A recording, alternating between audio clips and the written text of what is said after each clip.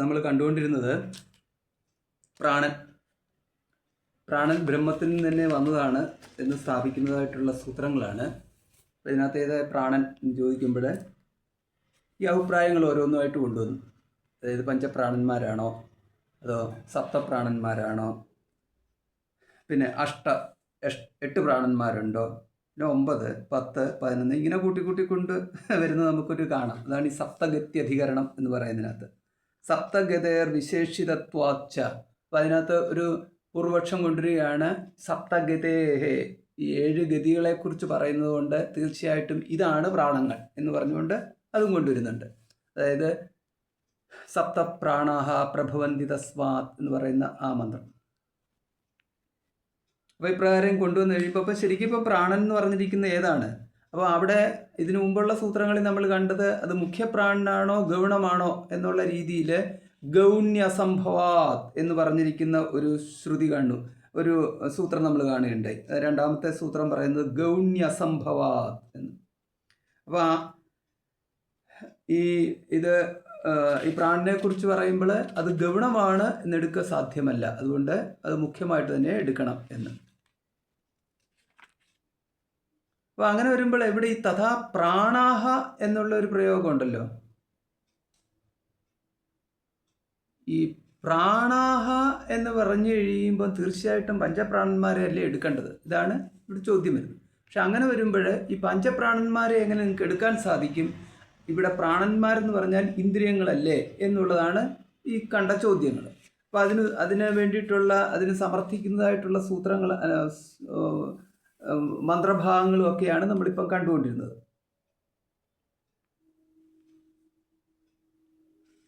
പ്രാണാഹ ഗുഹാശ്യാഹ നിഹിത സപ്ത ഗുഹകളിൽ പ്രാണങ്ങൾ 7 വേർപെട്ടിരിക്കുന്നു. അങ്ങനെയുള്ള ഒരു മന്ത്രത്തിന് 7 എന്ന് പറയുമ്പോൾ 7 49 ഉണ്ടായിക്കൂടെ എന്ന് വേണമെങ്കിൽ ചോദിക്കാം. അങ്ങനെയല്ല, ഓരോ വ്യക്തികളിലും 7 എന്നുള്ളത്. അപ്പോൾ ഈ പ്രാണങ്ങൾ എന്ന് പറയുമ്പോൾ ഇപ്പം ഈ ഇന്ദ്രിയങ്ങൾ ആയിട്ടല്ലേ ഉദ്ദേശിക്കുന്നത് എന്നുള്ള അടുത്ത ചോദ്യം വന്നല്ലോ.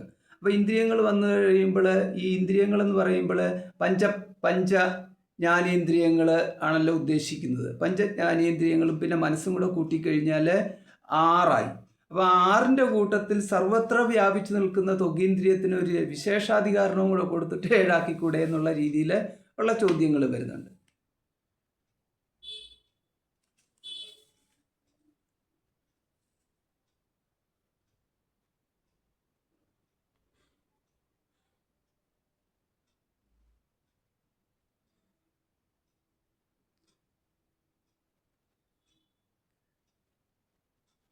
അപ്പോൾ ഇതിനകത്ത് ഈ സപ്തപ്രാണാഹ എന്ന് പറയുന്നത് ഇപ്പോൾ ഇന്ദ്രിയങ്ങളെയാണ് ഉദ്ദേശിക്കുന്നത് എന്നുണ്ടെങ്കിൽ അത് ഇന്ദ്രിയങ്ങൾ ഒന്നുകിൽ 5 അല്ലെങ്കിൽ 6 അല്ലെങ്കിൽ 10 ഒക്കെ ആവണമല്ലോ. പിന്നെ എന്തുകൊണ്ടാണ് ഈ സപ്തപ്രാണാഹ എന്ന് പറഞ്ഞിരിക്കുന്നത്? ഇനി പ്രാണങ്ങളെയാണ് ഉദ്ദേശിക്കുന്നതെങ്കിൽ 5 പ്രാണന്മാരെന്നാണ് പറയേണ്ടത്, അവിടെയും സപ്തപ്രാണാഹ എന്നല്ല അവിടെയും പറയേണ്ടത്. അപ്പം തിരിച്ചു മറിച്ചുള്ള ഈ രീതിയിൽ ഈ ശ്രുതികളിൽ അത് മനസ്സിലാക്കിയെടുക്കാൻ വളരെ ബുദ്ധിമുട്ടുണ്ട് എന്നുള്ളതാണ് നമ്മളിപ്പോൾ ഇത്രയും നേരം കൊണ്ട് കണ്ടുകൊണ്ടിരുന്നത്. ഒരു ക്ലാരിറ്റി കിട്ടുന്നില്ല. അപ്പോൾ അവിടെ എന്താണ്? അപ്പോൾ ഈ സപ്തപ്രാണാഹ എന്ന് പറഞ്ഞ 7 നിർത്തി കഴിഞ്ഞാലോ ഹസ്താദയസ്തു സ്ഥിതോ അതഹ നൈവം എന്ന്. ഇനിയിപ്പോൾ ഈ ഇന്ദ്രിയങ്ങളെന്ന് പറഞ്ഞു കഴിഞ്ഞാൽ ഇനിയും ഉണ്ടല്ലോ എന്നുള്ളതാണ് അടുത്ത സൂത്രം പറയുന്നത്.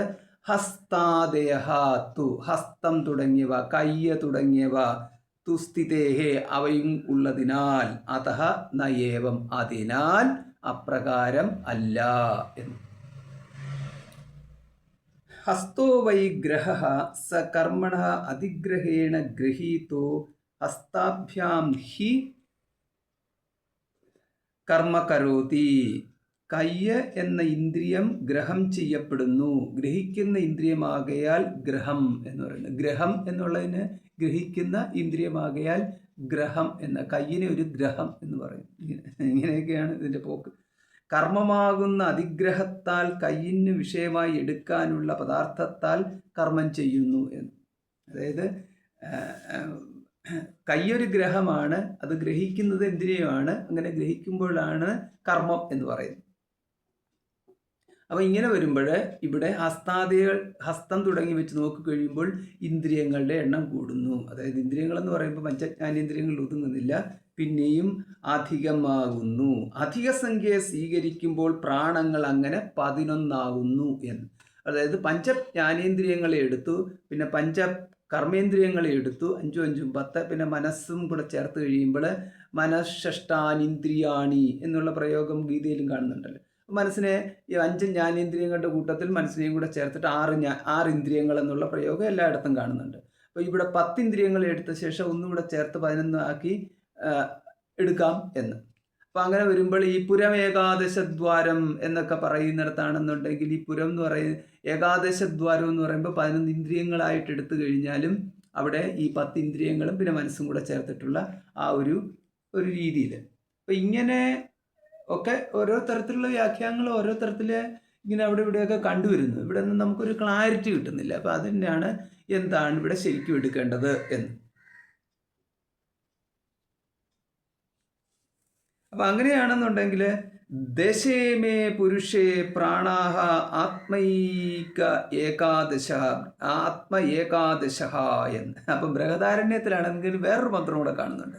അതിങ്ങനെയാണ്. ബൃഹദാരണ്യം 3:9-4 പറയാണ് ദശയിമേ, അങ്ങനെ ദശയിമേ എന്ന് പറഞ്ഞ് ദശയിമേ പുരുഷേ പ്രാണാഹ, പ്രാണങ്ങൾ 10 ഈ പുരുഷനിൽ എന്ന്.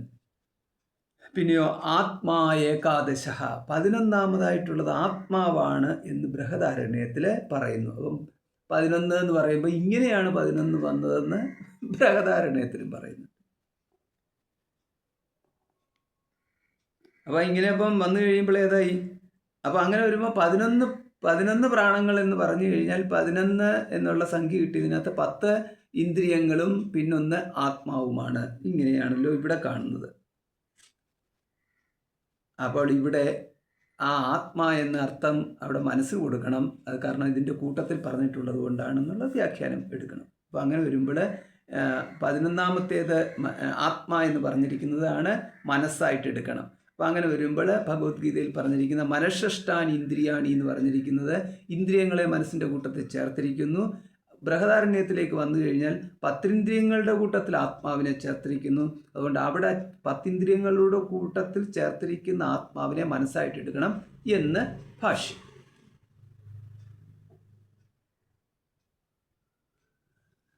അപ്പം ചിലയിടത്താണെന്നുണ്ടെങ്കിൽ 11 ഒക്കെ കടന്നു, അതിനൊക്കെ കടന്നിട്ട് അവിടെ പിന്നെയും കൂടുന്നുണ്ട്.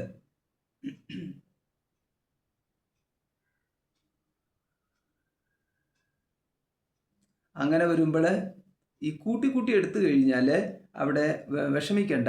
ഏതസർവം മനയേവ എന്ന് ബൃഹദാരണ്യത്തിൽ ഒരു ഉപനിഷത്ത്, ബൃഹദാരണ്യത്തിൽ ഒരു വാക്യം കിടപ്പുണ്ട്. 1:5-3 പറയാണ്.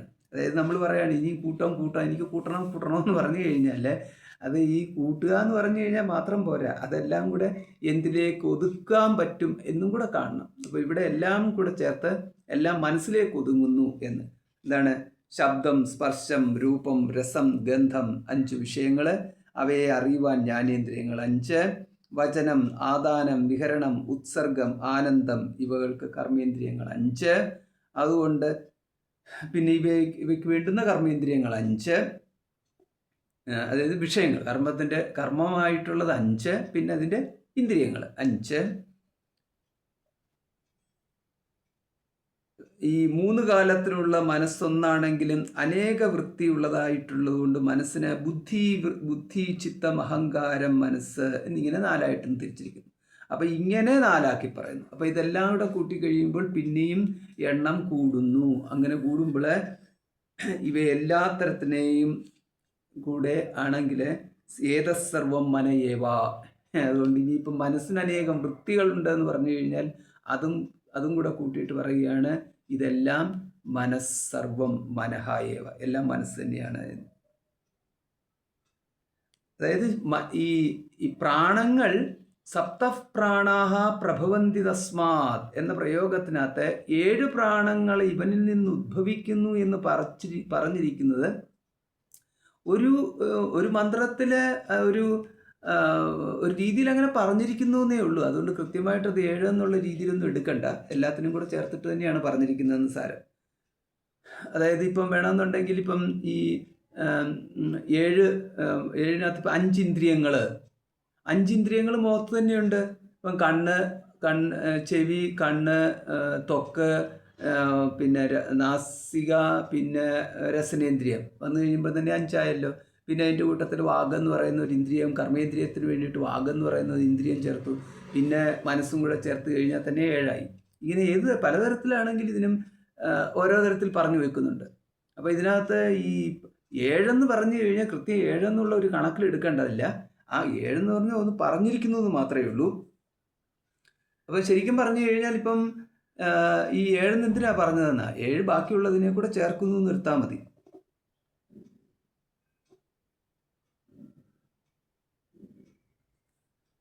അപ്പോൾ ഇങ്ങനെ നോക്കിക്കഴിയുമ്പോൾ ഈ ഇതെല്ലാം കൂടെ ചേർത്ത് കഴിയുമ്പോൾ നമുക്ക് ഫൈനലായിട്ട് കണ്ടെത്താൻ സാധിക്കുന്നത് 10 ഇന്ദ്രിയങ്ങളും പിന്നെ മനസ്സും കൂടെ ചേർത്ത് 11 എന്ന രീതിയിൽ എടുക്കുന്നു. അപ്പോൾ അങ്ങനെ വരുമ്പോൾ പുരമേകാദശദ്വാരം അജസ്രാവക്രചേതസഹ ഇങ്ങനെയൊക്കെയുള്ള മന്ത്രങ്ങൾക്കും അവിടെ ഈ തരത്തിലുള്ള എല്ലാത്തിനെയും കൂടെ ചേർത്തിട്ടുള്ള ഒരു അർത്ഥമുള്ളതായിട്ട് നമുക്കവിടെ കാണാൻ സാധിക്കുന്നു.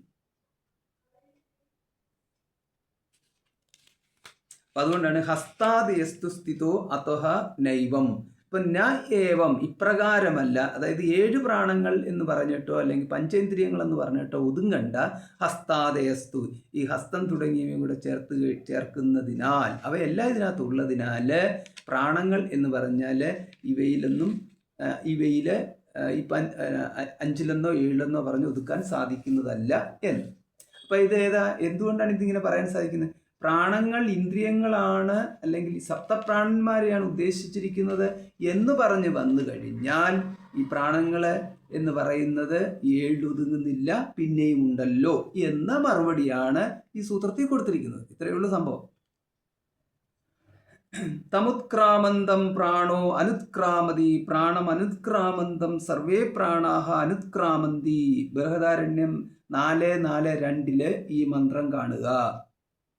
തമുത്ക്രാമന്തം പ്രാണഃ അനുത്ക്രാമതി പ്രാണം അനുത്ക്രാമന്തം സർവേ പ്രാണാഹ അനുത്ക്രാമന്തി.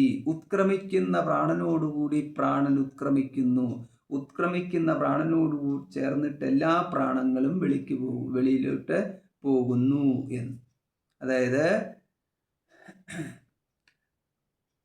ഉത്ക്രാമന്തം പ്രാണഃ അനുത്ക്രാമതി പ്രാണം എന്ന്.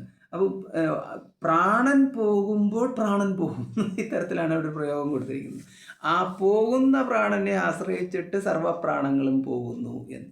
അപ്പോൾ അങ്ങനെ വരുമ്പോൾ നമ്മൾ പ്രാണൻ എന്ന് ഉദ്ദേശിക്കുന്നതായ നമുക്കറിയാവുന്ന ഒരു പ്രാണനും പിന്നെ ആ പ്രാണൻ തന്നെ 5ആയിട്ട് തിരിഞ്ഞ ഒരു പ്രാണനും എല്ലാം കൂടെ ഉണ്ടല്ലോ, അതല്ല ഇവിടെ പറഞ്ഞിരിക്കുന്ന പ്രാണൻ എന്ന് സാരം. അപ്പോൾ അതേതാ പ്രാണൻ? അപ്പോൾ ആ പ്രാണനെയാണ് നമുക്ക് മറ്റേ പ്രശ്നോപനിഷത്തിലൊക്കെ കാണുന്ന മുഖ്യപ്രാണൻ എന്ന് പറയുന്നത്. അപ്പോൾ ഇവിടുത്തെ ചർച്ചാ വിഷയം എന്ന് പറയുന്നത് മുഖ്യപ്രാണനാകുന്നു. ഇന്ദ്രിയങ്ങളാൽ അറിയപ്പെടുന്ന പ്രാണശബ്ദം കൊണ്ട് ഉദ്ദേശിക്കുന്നതോ അല്ലെങ്കിൽ ഈ വായുവികാരമായിട്ടുള്ള പ്രാണനോ, അതായത് നമുക്കറിയാവുന്ന പ്രാണൻ അപാനൻ ഉദാനൻ എന്ന് പറയുന്ന ആ പ്രാണനോ അല്ല ഇവിടെ ഉദ്ദേശിച്ചിരിക്കുന്നത്, മുഖ്യപ്രാണനാണ് എന്നുള്ളതാണ് ഈ സൂത്രങ്ങളിലൂടെ നമുക്ക് മനസ്സിലാക്കാൻ സാധിക്കുന്നത്.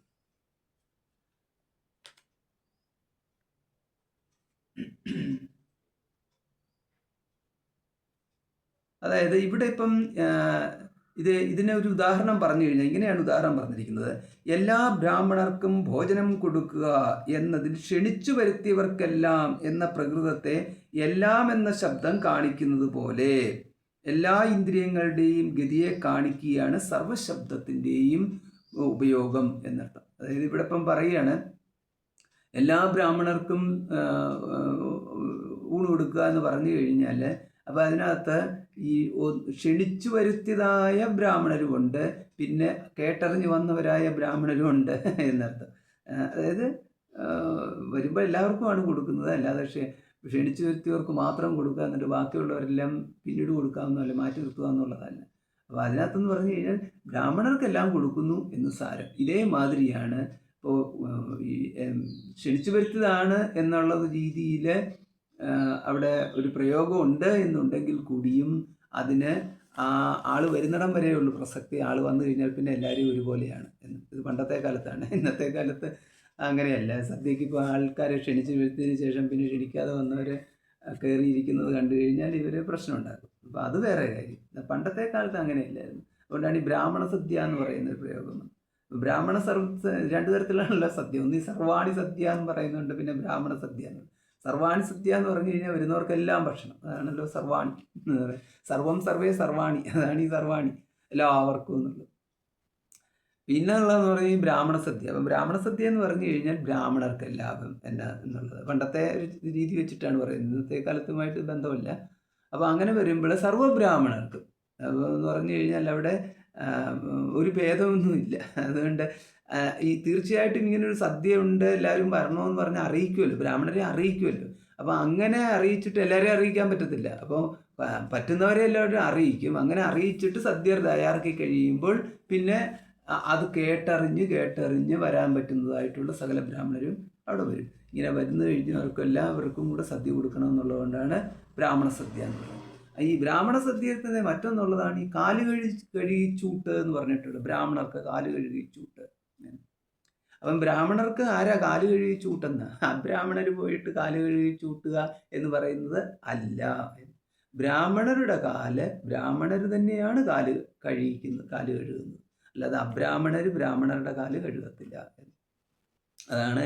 അപ്പം ബ്രാഹ്മണരുടെ കാല് ബ്രാഹ്മണർ തന്നെ കഴുകിച്ച് അവരെ ഈ നാരായണനായിട്ട് കണ്ട് അവർക്ക് അന്നഭോജനാദികൾ കൊടുത്ത്, അതായത് പൂജ ചെയ്യുന്നു എന്നർത്ഥം. അങ്ങനെ പൂജ ചെയ്യുന്നതിനെയാണ് ഈ കാല് കഴുകിച്ചൂട്ട് എന്നുള്ള രീതി നമ്മൾ ഇന്ന് അറിയപ്പെടുന്നത്.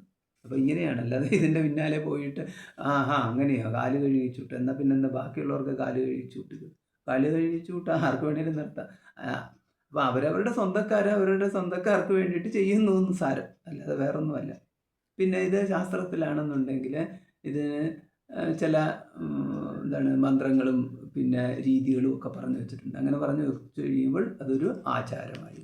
അപ്പോൾ ഇങ്ങനെ നമുക്ക് ഇഷ്ടം പോലെ പൂജാവിധാനങ്ങളുണ്ട്. ഓരോ പൂജാവിധാനങ്ങൾ ഓരോ കാലത്തുണ്ടായി വരുന്നതാണ്. ഇതെല്ലാം കൂടെ സൃഷ്ടിയാരംഭത്തിലെല്ലാം കൂടെ ഒന്നിച്ച് നൽകിയെന്ന് പറയരുത്. ഇതെല്ലാം ഓരോരോ കാലത്താണെന്നുണ്ടെങ്കിൽ ഓരോരുത്തരുടെ ബുദ്ധിയിൽ അവരങ്ങ് തെളിഞ്ഞു വരും എന്ന് പറഞ്ഞു കഴിഞ്ഞാൽ അവരുണ്ടാക്കിയെടുക്കുന്നു എന്നതിൻ്റെ അർത്ഥമല്ല. അങ്ങനെ ചെയ്താലാണ് ശരിയെന്നുള്ള രീതിയിൽ അവർക്കൊരു തോന്നലുണ്ടാവും. അങ്ങനെ തോന്നൽ വരുമ്പോൾ അത് ബുദ്ധിയിൽ തെളിഞ്ഞു വരുന്നു പറയും. പിന്നെ ബുദ്ധി തെളിഞ്ഞു വരുമ്പോൾ അത് ഭഗവാൻ തെളിയിച്ചതാണെന്ന് പറയും. അപ്പോൾ അങ്ങനെയാണ് ഇത് വെളിപ്പെടുക എന്ന് പറയും. അപ്പോൾ ഇങ്ങനെയൊക്കെ അത് പോയിക്കൊണ്ടേയിരിക്കും. പിന്നെ എല്ലാം ബ്രഹ്മത്തിൽ നിന്നാണ് വരുന്നതെന്ന് ആദ്യം തന്നെ പറഞ്ഞു വെച്ചിട്ടുള്ളത് കൊണ്ട് അതൊരുവിധ പ്രശ്നവുമില്ല. അതുകൊണ്ടാണ് പിന്നെ എല്ലാം ബ്രഹ്മത്തിൽ നിന്നാണ് വരുന്നത്, എല്ലാം ബ്രഹ്മവുമാണ്. അതുകൊണ്ട് അതിനകത്തൊന്നും ഇത് ബ്രഹ്മമല്ലാത്തതിൽ നിന്നുണ്ടായ ഒരു അറിവാണിത് എന്ന് പറയാൻ പറ്റത്തില്ല. സർവജ്ഞാനവും ബ്രഹ്മത്തിൽ നിന്ന് തന്നെയാണ് വന്നതെന്നുള്ളത് ഇത് ആണ് ബ്രഹ്മസൂത്രത്തിലൂടെ സ്ഥാപിച്ചെടുക്കുന്നത്. അപ്പോൾ അതായത് ചിലർക്കുള്ള വിശേഷജ്ഞാനമല്ല എന്നും കൂടെ നമ്മൾ മനസ്സിലാക്കണം. ബ്രഹ്മജ്ഞാനം വിശേഷജ്ഞാനം തന്നെയാണ്. പക്ഷേ എല്ലാ ജ്ഞാനവും അതുകൊണ്ട് ചിലർക്ക് വിശേഷകരമായിട്ട് കിട്ടുന്നു എന്നുള്ളതല്ല. ഏത് ജ്ഞാനമാണെന്നുണ്ടെങ്കിലും അത് ബ്രഹ്മത്തിൽ നിന്ന് തന്നെയാണ് വന്നത്. എന്തിനെക്കുറിച്ച് പറഞ്ഞാലും അത് ബ്രഹ്മത്തിൽ നിന്ന് തന്നെയാണ് വന്നത്. അതാണ് ബ്രഹ്മസൂത്രങ്ങളിലൂടെ മനസ്സിലാക്കുന്നത്. എന്തും വന്നത് ബ്രഹ്മത്തിൽ നിന്ന് തന്നെയാണെന്ന് മനസ്സിലാക്കി കഴിയുമ്പോൾ ബ്രഹ്മജ്ഞനായി. അങ്ങനെ ബ്രഹ്മജ്ഞനാകുക എന്നുള്ളതാണ് ലക്ഷ്യം എന്നുള്ളത്. അതുകൊണ്ടാണ് ജന്മാദ്യസ്യതഃ എന്നുള്ള പ്രയോഗം വന്നത്. ജന്മാദ്യസ്യതഃ എന്നുള്ളതാണ് ഇതിനകത്തെ പ്രതിജ്ഞ. അതിനകത്ത് എല്ലാം അടങ്ങി. എല്ലാം ബ്രഹ്മത്തിൽ നിന്ന് തന്നെയാണ് വന്നതെന്ന് പറഞ്ഞു കഴിഞ്ഞാൽ ചില കാര്യങ്ങൾ മാത്രം വിശിഷ്ടമായിട്ട് ചിലർക്ക് ബ്രഹ്മത്തിൽ നിന്ന് കിട്ടി, ബാക്കിയുള്ളവർക്ക് അബ്രഹ്മത്തിൽ നിന്ന് കിട്ടി. അങ്ങനെയൊന്നുമില്ല, എല്ലാം ബ്രഹ്മത്തിൽ നിന്ന്. പക്ഷേ ഇതിപ്പം മനസ്സിലാക്കണമെന്നുണ്ടെങ്കിൽ ഈ ജന്മങ്ങളും പല കഴിഞ്ഞാലും ഇല്ലാവതി എന്ന് പറഞ്ഞ് ഒരുപാട് ജന്മമൊന്നും കാത്തിരിക്കേണ്ട കാര്യമില്ല. സിമ്പിളായിട്ട് ഇത്രയേ ഉള്ളൂ. എല്ലാം ബ്രഹ്മത്തിൽ നിന്ന് വന്നതാണ് അങ്ങ് വിശ്വസിച്ചാൽ പോരെ. വിശ്വസിക്കുക എന്ന് പറഞ്ഞു കഴിഞ്ഞാൽ നമുക്ക് അത് വിശ്വാസത്തിൽ നിന്ന് പറയുന്നത് എങ്ങനെയാണ് ഈ മനുഷ്യൻ വിശ്വസിക്കുക എന്ന് പറഞ്ഞു കഴിഞ്ഞാൽ അതൊരു ഉറച്ചു നിൽക്കുമ്പോൾ അതൊരു അറിവെന്ന പോലെയാണ് ആളിൽ ദൃഢമായിട്ട് നിൽക്കുന്നത്. അല്ലാതെ അതിൻ്റെ വിശ്വാസമാണെന്നുള്ള രീതിയിലല്ല പോകുന്നത്. അതൊരു അറിവായിട്ടാണ് ഓരോ മനുഷ്യനും നിൽക്കുന്നത്. പിന്നീട് അറിവ് ശരിയല്ല എന്നറിയുമ്പോഴാണ് അതെൻ്റെ ഒരു വിശ്വാസമായിരുന്നല്ലോ എന്ന് തോന്നുന്നു. അല്ലാത്തടത്തോളം സമയം എന്ന് പറയുന്നത് ഒരു അറിവ് പോലെയാണ് നിൽക്കുന്നത്. പിന്നെ അതെന്ന് പറഞ്ഞു കഴിഞ്ഞാൽ പിന്നെ ഇത് ചെയ്യേണ്ടതാണെന്നുള്ള ഒരു വിശ്വാസം, അവിടെ ഒരു ചെറിയൊരു വിശ്വാസത്തിൻ്റെ ഇങ്ങനെ ചെയ്താൽ അങ്ങനെ കിട്ടും എന്നുള്ള രീതിയിൽ അവിടെ ഇതും അതുമായിട്ടുള്ള കർമ്മവും കർമ്മഫലവുമായിട്ടുള്ള ബന്ധം ഒരു വിശ്വാസത്തിന്മേൽ നിൽക്കുന്നു.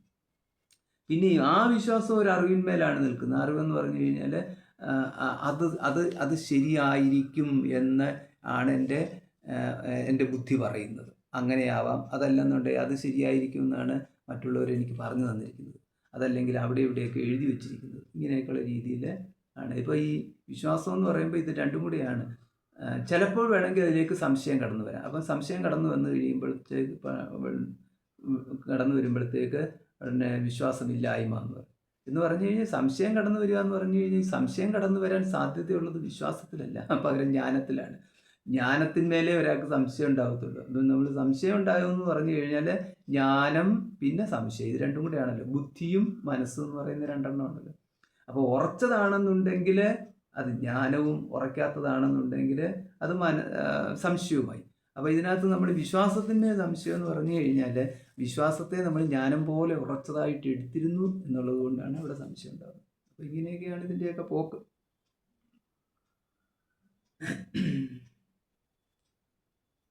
പിന്നെ ഈ മനസ്സെന്നും ബുദ്ധി എന്ന് പറഞ്ഞ രണ്ടോ, അതാണ് വൃത്തിഭേദം എന്ന് മാത്രമേ ഉള്ളൂ. അന്ധക്കരണം ഒന്നാണെന്ന് നമുക്കറിയാം.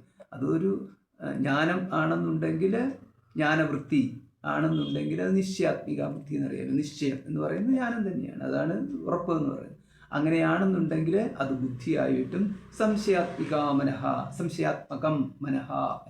അപ്പം മനസ്സ് എന്ന് പറയുന്നത് സംശയരൂപമാണെങ്കിൽ മനസ്സും എന്ന് ഉള്ള ഒരു വൃത്തിഭേദം എന്ന് പറയുന്നത്. ഇതിനെയാണ് മനോവൃത്തിയും ബുദ്ധിവൃത്തി എന്നൊക്കെ പറയുന്നത്. അങ്ങനത്തെ ഒരു വൃത്തിഭേദം എന്നത്. അന്ധക്കരണം ആ തരത്തിൽ നിൽക്കുന്നു, സംശയരൂപത്തിൽ നിൽക്കുന്നു. അന്ധക്കരണം സംശയരൂപത്തിൽ നിൽക്കുമ്പോൾ അതിന് മനസ്സ് എന്ന് പറയുന്നത് മനഃ വർത്തത്തെ എന്ന്. ഏന പ്രകാരേണ അന്ധക്കരണം വർത്തത്തെ എന്ന്. അപ്പോൾ ഏത് രൂപത്തിലാണ് ഇപ്പോൾ അന്ധക്കരണം നിൽക്കുന്നത്? മനോരൂപേണ മനസ്സ് എന്നുള്ള രീതി എന്ന് പറഞ്ഞാൽ സംശയാത്മകം എന്നുള്ളത്. അങ്ങനെ വരുമ്പോൾ എന്തായി? അപ്പോൾ അന്ധക്കരണ വൃത്തി ഇപ്പോൾ സംശയത്തിൽ നിൽക്കുന്നതിനാൽ അതിനെ മനസ്സ് എന്ന് പറയും. ഇങ്ങനെയാണ് ഇതിൻ്റെ നിർവചനം വരുന്നത്. അപ്പോൾ ഇങ്ങനെ വന്നു കഴിയുമ്പോൾ നമുക്ക് ഒരു എന്തൊക്കെയുണ്ട്?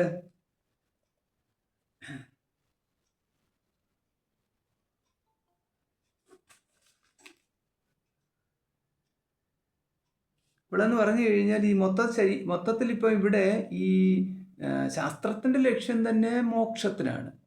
മോക്ഷം എന്ന് പറഞ്ഞു കഴിഞ്ഞാൽ ബന്ധത്തിൽ നിന്നുള്ള നിവൃത്തിയാണ് മോക്ഷം. ബന്ധം എന്ന് പറഞ്ഞു കഴിഞ്ഞാൽ എന്തിനോടെങ്കിലും ബന്ധിപ്പിക്കണം, ആരെയെങ്കിലും ബന്ധിപ്പിക്കണം. ആരെന്തിനോട് ബന്ധിപ്പിച്ചിരിക്കുന്നു. അപ്പോൾ അവിടെയാണ് പുര്യഷ്ടകം നമ്മൾ കേട്ടിട്ടുണ്ട്. ഈ അഷ്ടപുരികൾ എന്നർത്ഥം. പുരി എന്ന് പറഞ്ഞു കഴിഞ്ഞാൽ ഒരു പുര്യഷ്ടകം എന്നുള്ള രീതിയിൽ. അപ്പോൾ ഏതൊക്കെയാണ് ഈ പുരി എന്ന് പറഞ്ഞ് പുരങ്ങളെന്ന് പറഞ്ഞിരിക്കുന്നത്? പുര്യഷ്ടകത്തിൽ പ്രാണങ്ങൾ 5, സൂക്ഷ്മമായ ഭൂതങ്ങൾ 5, ജ്ഞാനേന്ദ്രിയങ്ങൾ 5, കർമ്മേന്ദ്രിയങ്ങൾ 5, അന്ധക്കരണം 4 എന്നുള്ളത്. അപ്പോൾ ഇത്രയും വന്നു കഴിഞ്ഞപ്പോഴത്തേക്ക് 5 എണ്ണമായി. അതായത് പ്രാണങ്ങൾ എന്ന് പറഞ്ഞു കഴിഞ്ഞാൽ 1 പ്രാണം 1 എന്നെടുക്കണം. അപ്പോൾ 1 ഭൂതങ്ങൾ 2, ഇന്ദ്രിയങ്ങൾ ജ്ഞാനേന്ദ്രിയങ്ങൾ 3, കർമ്മേന്ദ്രിയങ്ങൾ 4, അന്ധക്കരണം 5. ഇപ്രകാരം 5 എണ്ണമായി. പുര്യഷ്ടകത്തിലെ അഷ്ടകം എന്ന് പറഞ്ഞാൽ 8 എണ്ണത്തിൻ്റെ ഒരു കൂട്ടിന് ആണ് അഷ്ടകം എന്ന് പറയുന്നത്. അപ്പോൾ അതിനകത്ത് 5 എണ്ണം ഇവയായി. പിന്നെ ഇനിയും 3 എണ്ണം കൂടെ ഉണ്ട്. ആ 3 എണ്ണം എന്ന് പറയുന്നത് ഇതാണ്: അവിദ്യ, കാമം, കർമ്മം എന്ന് പറഞ്ഞിരിക്കുന്ന 3. അപ്പോൾ അവിദ്യയും കാമവും കർമ്മവും പിന്നെ ജ്ഞാനേന്ദ്രിയങ്ങളും കർമ്മേന്ദ്രിയങ്ങളും. അപ്പം 3 2 5. പിന്നുള്ളത് പഞ്ചഭൂതങ്ങൾ, സൂക്ഷ്മഭൂതങ്ങൾ എന്ന് പറയുന്നത്. അപ്പോൾ അതാണ് വിഷയം എന്ന് പറയുന്നത്. അപ്പോൾ അവിടെ നമുക്ക് ഇതെല്ലാം. പിന്നുള്ളത് പഞ്ചപ്രാണന്മാർ എന്നെടുത്തു.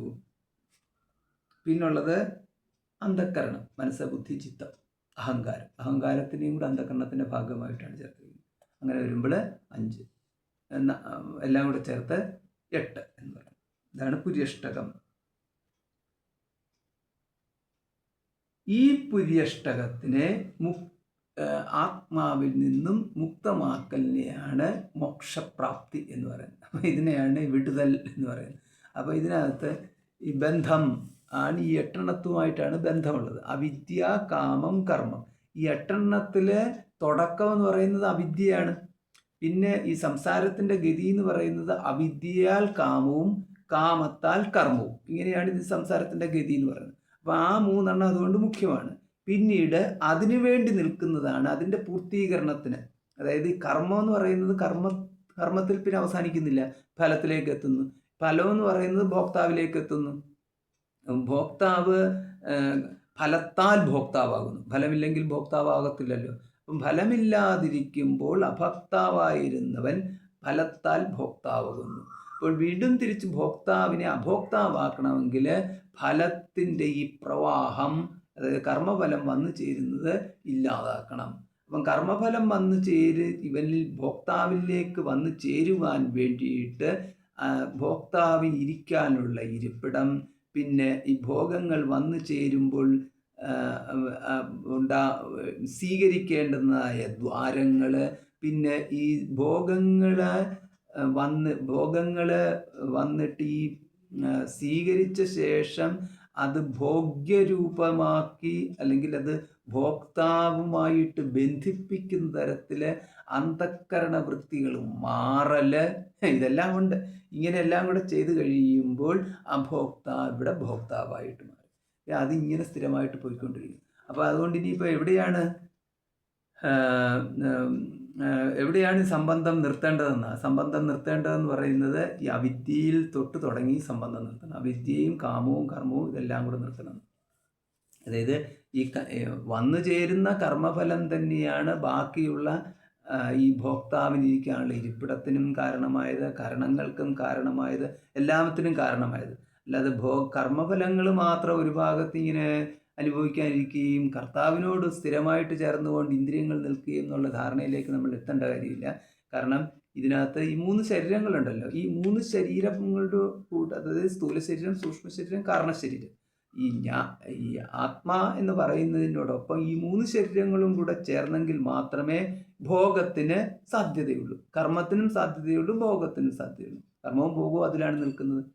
അപ്പോൾ അങ്ങനെ വന്നു കഴിയുമ്പോൾ ഈ 3 ശരീരങ്ങളും 3 ശരീരത്തിലുമാണല്ലോ നമ്മുടെ ഇന്ദ്രിയങ്ങളും ബാക്കിയുള്ള ഭാഗങ്ങളെല്ലാം നിൽക്കുന്നത്, വിഷയങ്ങളും എല്ലാം നിൽക്കുന്നത്. അപ്പോൾ അങ്ങനെ വരുമ്പോൾ ഇത് ഉണ്ടായി കിട്ടണമെന്നുണ്ടെങ്കിൽ തന്നെ ഒരു വ്യക്തിയുടെ ഭോഗത്തിനുള്ള യോഗ്യതയ്ക്കനുസരിച്ചിട്ടാണ് ഒരു ദേഹപ്രാപ്തി ഉണ്ടാകുന്നത്, ഇന്ദ്രിയപ്രാപ്തി ഉണ്ടാകുന്നത്, എല്ലാം എന്നുള്ളത്. അപ്പോൾ അങ്ങനെ വരുമ്പോൾ അവിടെ യോഗ്യത ഉണ്ടാക്കി കൊടുക്കാൻ വേണ്ടിയിട്ട് കർമ്മഫലം ആവശ്യമാണ്.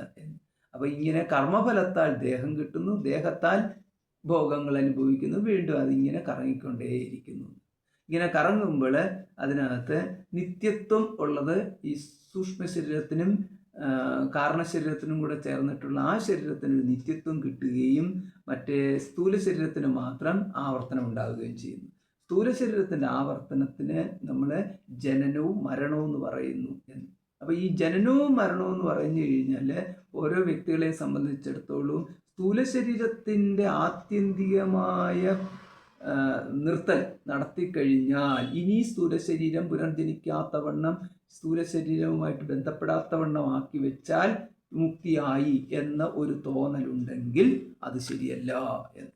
അത് സ്ഥൂല ശരീരത്തിലേക്ക് വരിക എന്ന് പറഞ്ഞു കഴിഞ്ഞാൽ ഈ ഭൂലോകത്തിലേക്ക് വരിക എന്നേ അർത്ഥമുള്ളൂ.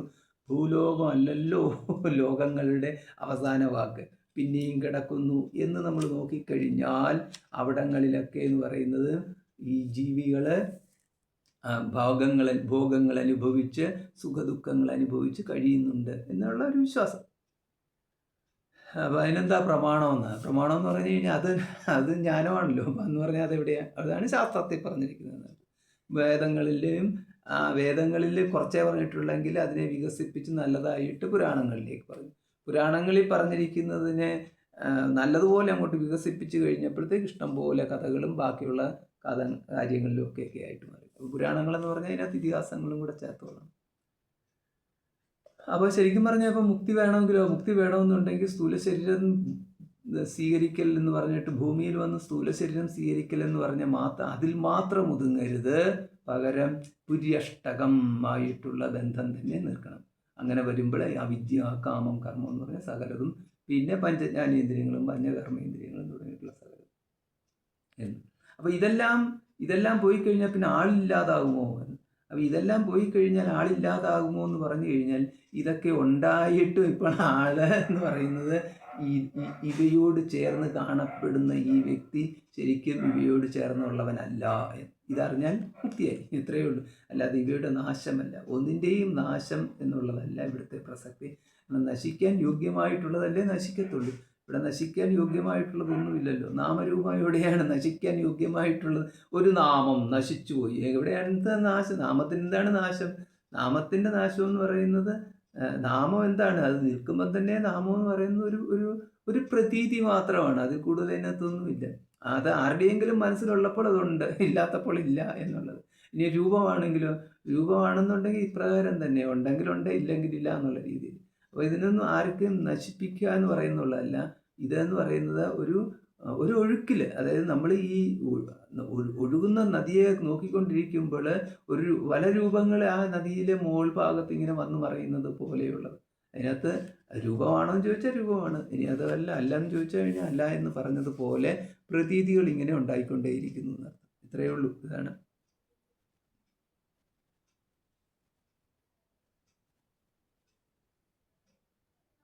അപ്പം അതുകൊണ്ട് ഇനിയിപ്പോൾ ഈ പ്രാണൻ എന്ന് പറഞ്ഞാൽ ഏതാണ് ഈ പ്രാണൻ? ഈ പ്രാണൻ എന്ന് പറഞ്ഞു കഴിഞ്ഞാൽ അണുമാത്രനാണ് പ്രാണൻ എന്ന്. അപ്പോൾ നമ്മളിപ്പം ഇവിടെ പറഞ്ഞു വന്നിരിക്കുന്ന പ്രാണൻ എന്ന് പറയുന്നത് മുഖ്യപ്രാണനാകുന്നു, ഇന്ദ്രിയങ്ങളെ അല്ല പ്രാണൻ എന്ന് ഉദ്ദേശിച്ചിരിക്കുന്നത്. അപ്പോൾ ഇവിടെ നമ്മുടെ വിഷയത്തിലേക്ക് കടന്നു വന്നിരിക്കുന്നു. അതുകൊണ്ട് പ്രാണങ്ങൾ എന്നവിടെ പറയുമ്പോൾ എല്ലാം കൂടെ ചേർത്ത് 11 പ്രാണങ്ങൾ എന്ന് പറയുന്നതിനെ സ്വീകരിച്ചിരിക്കുന്നു. അപ്പോൾ അതുകൊണ്ട് അവിടെ നമുക്ക് സംശയങ്ങളൊന്നും വരുത്തേണ്ട കാര്യമില്ല. അവിടെ അപ്പോൾ ഉദ്ദേശിച്ചിരിക്കുന്നത് പഞ്ചപ്രാണന്മാരെയാണ്. എന്നാൽ ഇവിടെ ഇപ്പോൾ പ്രാണാഹ തസ്മാദുത്ക്രാമന്തി എന്നൊക്കെയുള്ള പ്രയോഗങ്ങൾ ഉണ്ടാവുമ്പോൾ അതേമാതിരി നമ്മൾ എടുക്കേണ്ടതെന്ന് പറയുന്നത്, പ്രാണങ്ങൾ എന്നുള്ള പ്രയോഗമൊക്കെ ഉണ്ടെങ്കിൽ കൂടിയും എടുത്തു പറഞ്ഞിട്ടുള്ളിടത്ത് പ്രാണൻ ഉദ്ദേശിച്ചിരിക്കുന്നത് മുഖ്യപ്രാണനെ തന്നെയാകുന്നു എന്ന്. അതായത് ഈ പ്രാണൻ പോയി കഴിഞ്ഞാൽ തമുത്ക്രാമന്തം പ്രാണഹ അനുത്ക്രാമതി, ബൃഹദാരണ്യം 4:4-2 അങ്ങനെയാണ് പറഞ്ഞിരിക്കുന്നത്. ഈ പ്രാണൻ പോകുമ്പോൾ ബാക്കി പ്രാണങ്ങളും അവനോടൊപ്പം പോകുന്നു എന്ന്. ഇതേപോലെ തന്നെ നമുക്ക് പ്രശ്നോപനിഷത്തിലും പ്രയോഗമുണ്ട്. അപ്പോൾ ആ പ്രാണനെയാണ് ഇവിടെ ഉദ്ദേശിച്ചിരിക്കുന്നത്. അപ്പോൾ ആ പ്രാണൻ എന്താ? അണുമാത്രനാണ് എന്നാണ് പറയുന്നത്. അണവശ്ച സൂത്രം 7 പ്രാണൻ അണുമാത്രനാണ് പ്രാണൻ എന്ന്. അപ്പോൾ ഇവിടെ ഈ പ്രാണങ്ങൾ എന്നുള്ള ഇവിടെ പ്രയോഗം കൊടുത്തിട്ടുണ്ട്, പ്രാണവഹ എന്നുള്ള രീതിയിൽ. അപ്പോൾ ഇതിനകത്ത് അണവഹ എന്നുള്ളതാണ് ഇവിടെ കൊടുത്തിരിക്കുന്നത്. അപ്പം ബഹുവചനത്തിലാണ് പ്രയോഗിച്ചിരിക്കുന്നത്. അപ്പോൾ ഇവിടെ ഈ പ്രാണങ്ങൾ എന്നും പറഞ്ഞിരിക്കുന്നത് പ്രാണൻ എന്ന് പറഞ്ഞിരിക്കുന്നത് കഴിഞ്ഞാൽ ഒന്ന് തന്നെയാണ്. അപ്പോൾ സാധാരണഗതിയിൽ ഈ പ്രാണനെ പ്രാണാഹ എന്നുള്ള ബഹുവചനത്തിലാണ് ആ ഒരു പ്രയോഗം തന്നെ കൊടുത്തിരിക്കുന്നത്.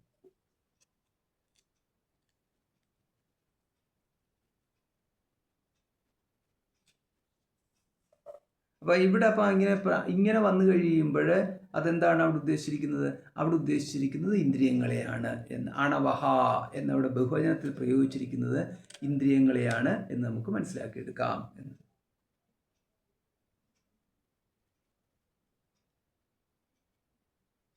അതായത് ഇന്ദ്രിയങ്ങളുടെ എല്ലാ സംഗതികളെയും ചേർത്ത്, സർവ്വ ഇന്ദ്രിയങ്ങളെയും കൂടെ ചേർത്ത് കഴിഞ്ഞാൽ ഇവിടെ ഈ അണവഹ എന്നുള്ള പ്രയോഗത്തിൽ ഇവയെല്ലാം അണുക്കളാണ് എന്ന്, അണുമാത്ര സ്വരൂപമാണ് പ്രാണങ്ങൾ എന്നുള്ളത് എടുക്കണം. എന്ന് പറഞ്ഞു കഴിഞ്ഞാൽ ഒരാൾ മരിച്ചു കഴിയുമ്പോൾ ഇവൻ്റെ ഇന്ദ്രിയങ്ങൾ പുറത്തു പോകുന്നത് ഒരാളും കാണുന്നില്ല എന്ന്.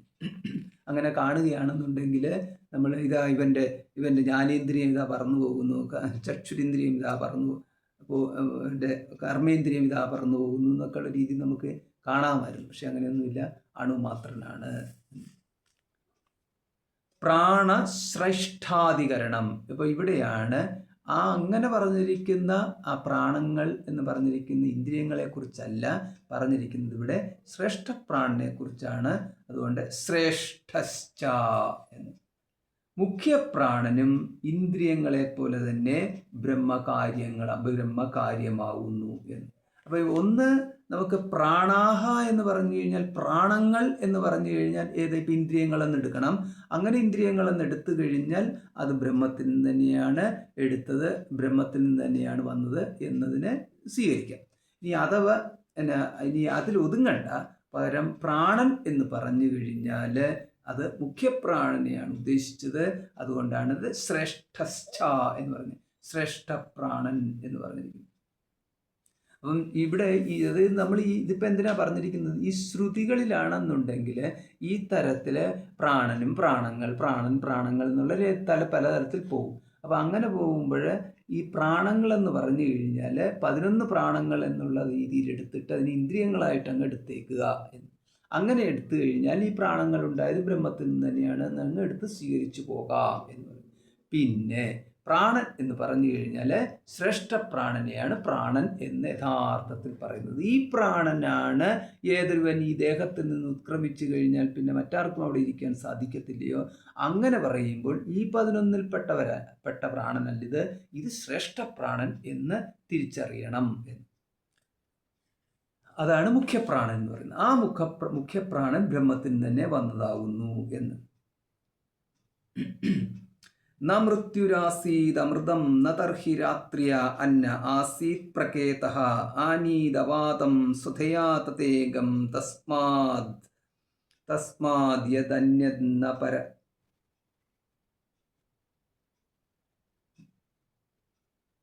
തസ്മാദ്ധാന്യന്യപര കിഞ്ചനാസ.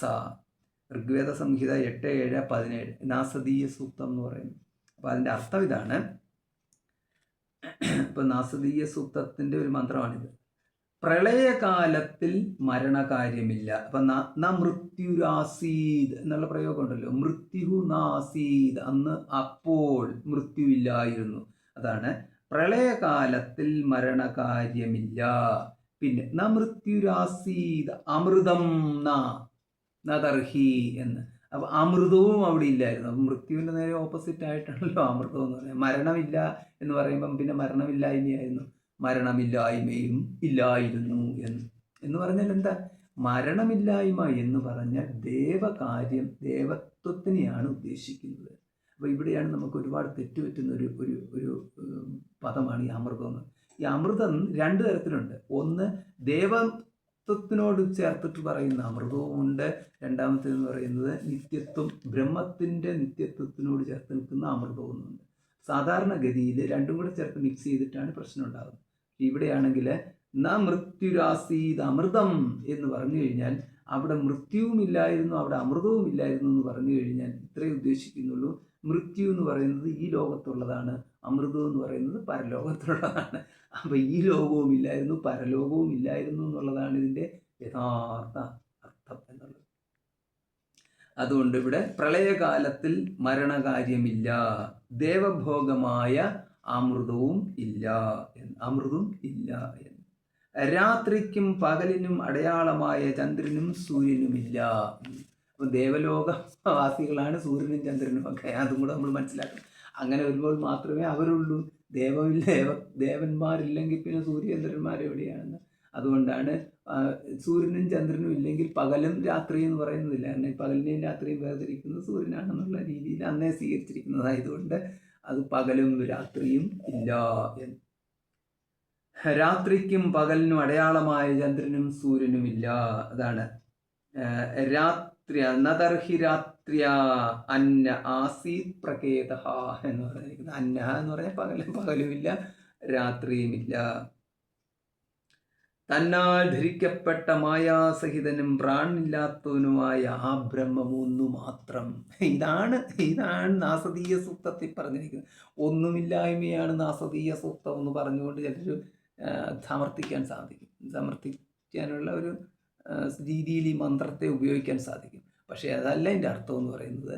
അവിടെ എന്ന് പറഞ്ഞിരിക്കുന്നത് ഒന്നുമില്ലായ്മയായിരുന്നു ആദ്യം ഉണ്ടായിരുന്നത് എന്നുള്ളതല്ല പറഞ്ഞിരിക്കുന്നത്. പകരം ബ്രഹ്മം മാത്രമായിരുന്നു ആദ്യം ഉണ്ടായിരുന്നത് എന്നാണ് പറഞ്ഞിരിക്കുന്നത്. ആ ബ്രഹ്മം മാത്രമല്ലാതെ വേറെ പ്രധാനമായി യാതൊന്നും ഉണ്ടായിരുന്നില്ല.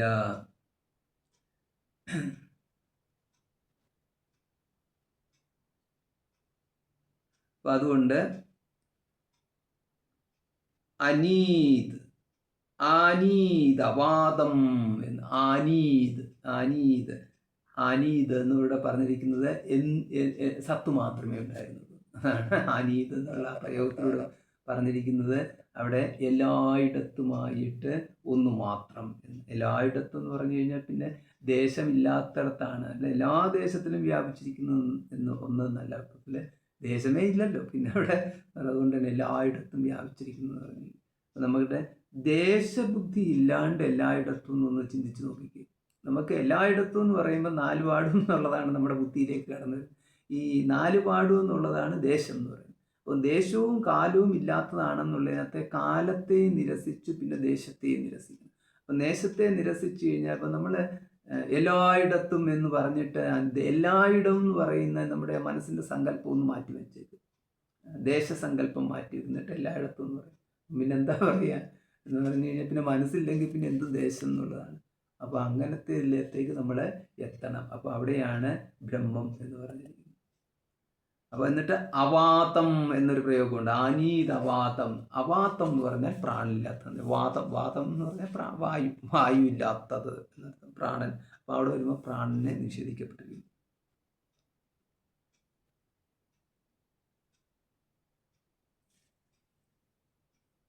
അവാദം, പ്രാണനില്ലാത്തത് എന്ന വിശേഷണം അവിടെ കാണുന്നുണ്ട്. ആനീതവാദം സ്വതയാതേകം, ഇങ്ങനെയുള്ളതാണ് അതിൻ്റെ പ്രയോഗം.